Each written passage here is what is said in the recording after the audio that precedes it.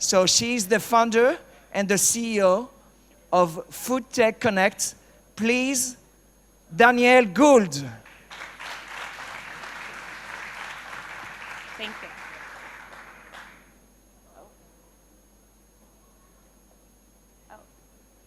Sorry. Hi, everyone. Thank you for having me, and thank you to the Shape Gut Factory and to DLD. I'm really excited to be talking to you all about the food tech revolution. It's one of my favorite topics. But before I do, I'll tell you a little bit about myself and why you should be listening to what I'm saying. So about 6 years ago, I started tracking all the business tech and investment trends in food. It was a time when all the things that we've been talking about today throughout DLD were not being talked about in the context of food. So big data, robotics, all of those things were very foreign to food, and so we started tracking that. Today, we are the site of record and world's largest community for food tech and innovation. We have about 30,000 members all over the world, as you can see. And we help them stay on top of all the news, the latest technologies, the new business models that are transforming the industry. And then we connect them offline in order to build relationships, find talent, find investments, find business partners, and just to get exposed to the technologies.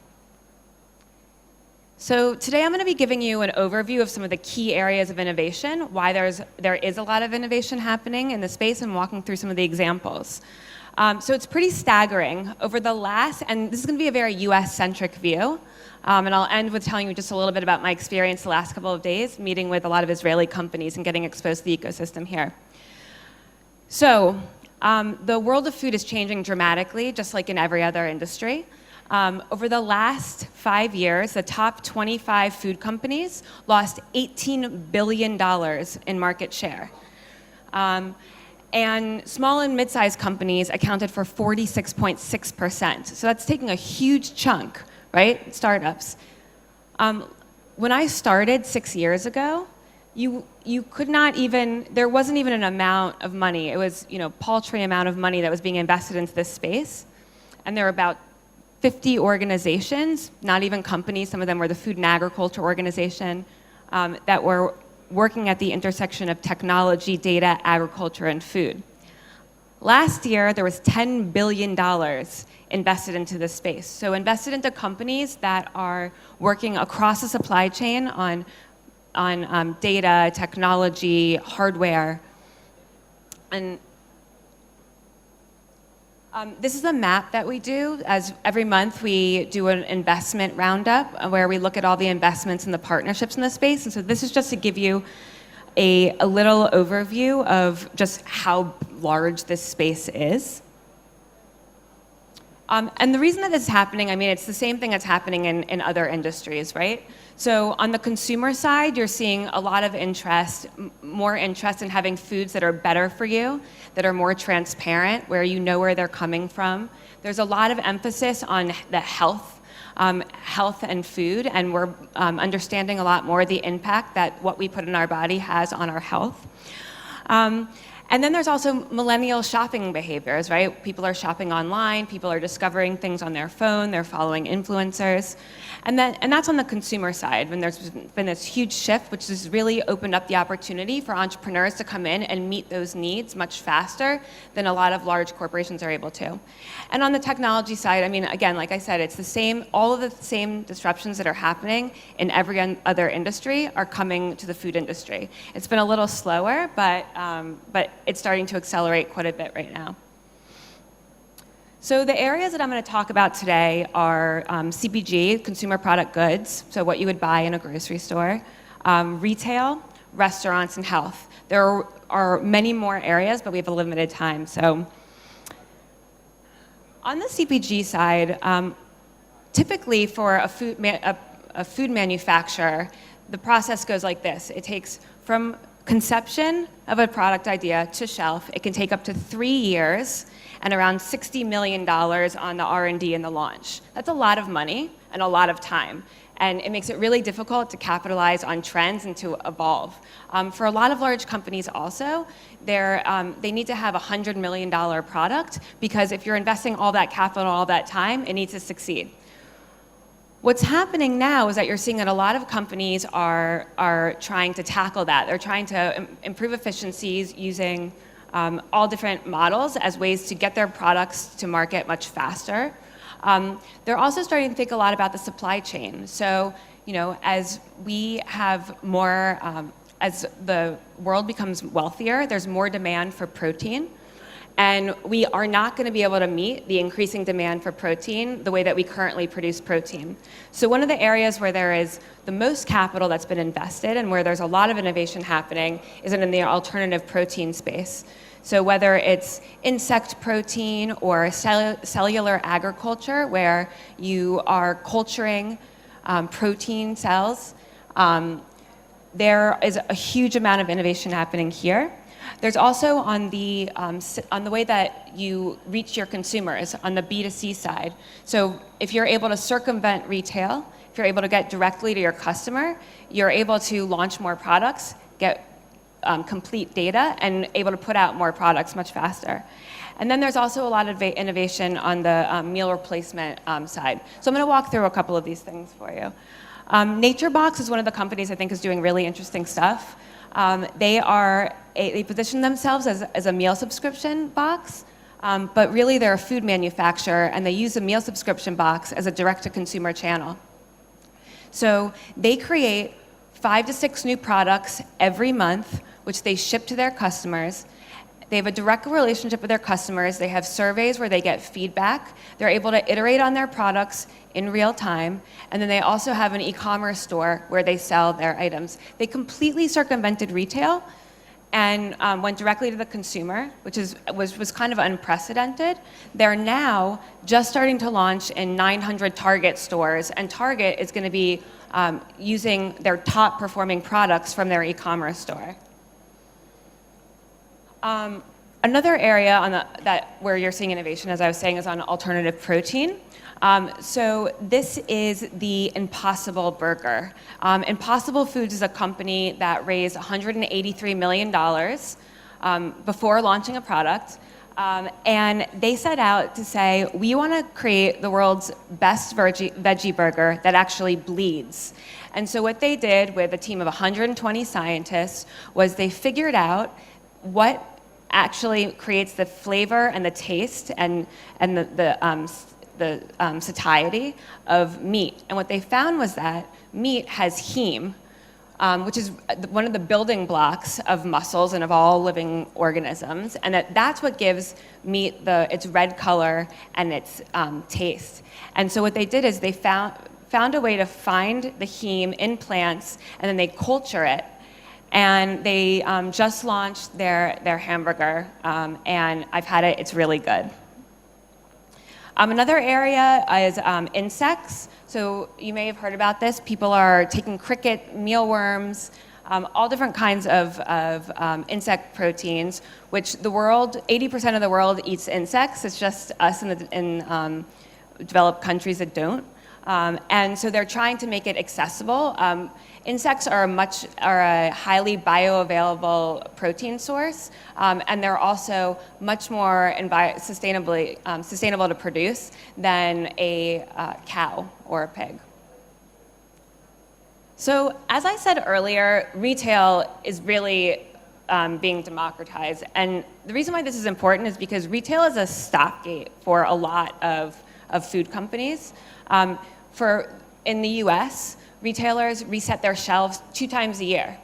So you have 2 times a year to get on the shelf. It's very expensive, and it's also very costly for the retailers.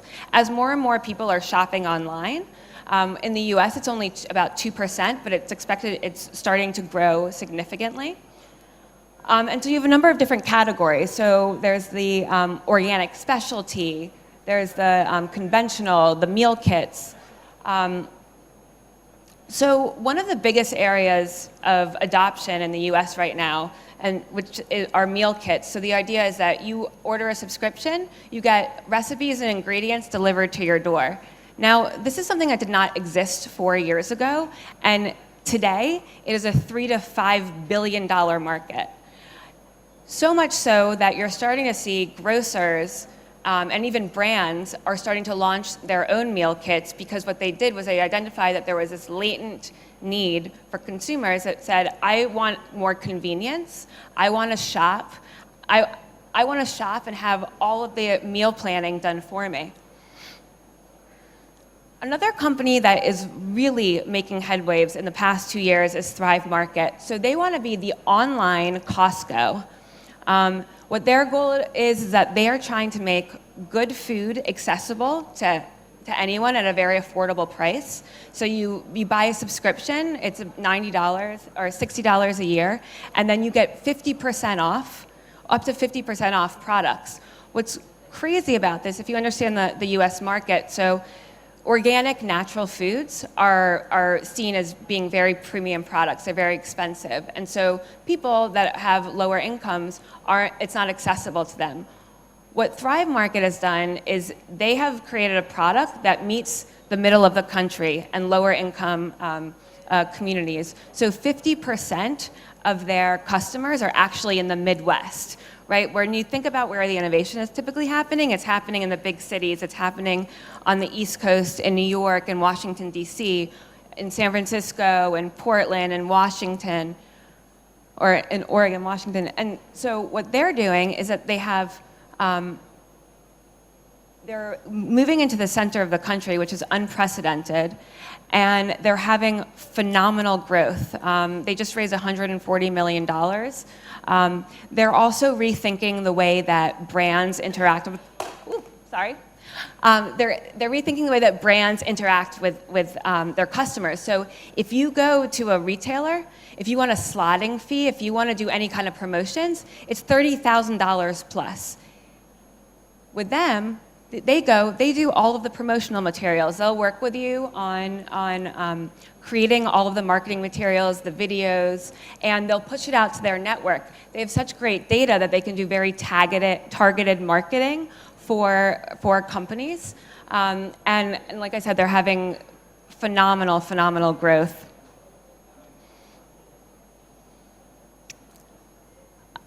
Another area that technology has touched a lot is restaurants. I'm not going to get into the technical side really of what it's done for restaurants, but what I find really interesting is the way that it's rethinking what we conceive of as dining. So where people dine, there's a lot of the area that has the most funding in all of food right now is online ordering and delivery. There are a whole host of back of the house technologies, and I'm going to go through a couple of them. So Feastly is a platform. They want to be the Airbnb for food. They allow anyone to open up a restaurant in their home. Their Eat With is a company that you may be aware of that started in Israel that does the same thing.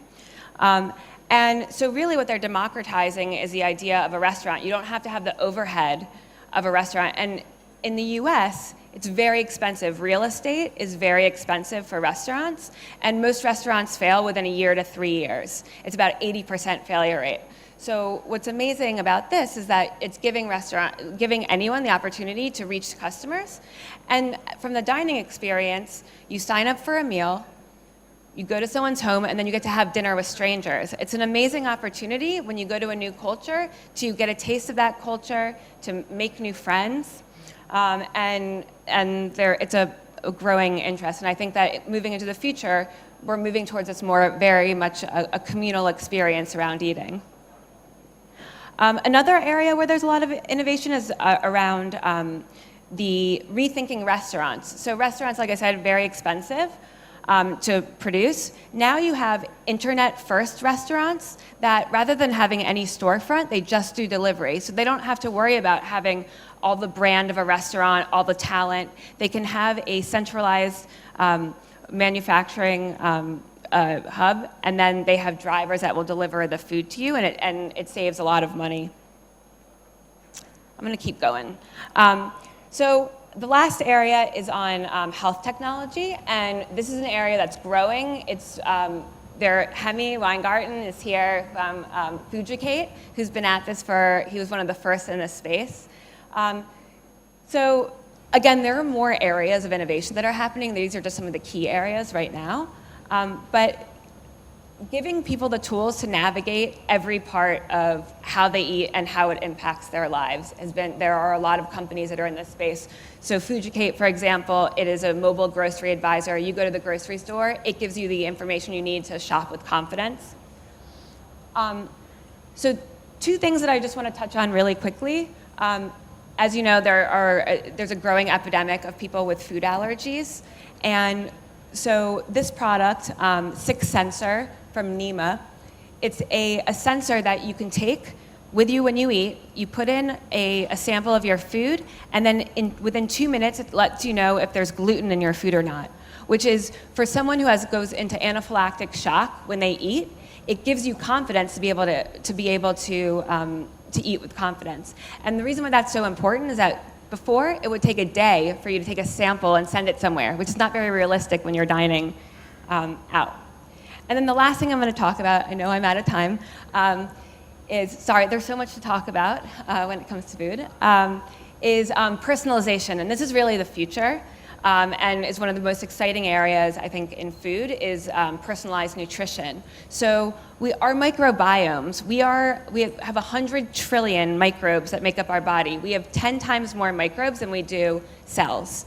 And the most exciting area of research right now is around how you can optimize your microbiome in order to improve your health. So how can you use it to cure autism, to cure all kinds of cancer, arthritis, all of that stuff. So there are companies now that are they're working with companies that map your microbiome, and they are collecting data from all of their customers in order to figure out how they can personalize food for you based on your microbial profile, as well as your what others that share a similar microbial profile are able to eat. So this is just a little taste of what's going on in the food tech space. I invite you all to there are a lot of people here that are working in this space, and thank you very much for having me.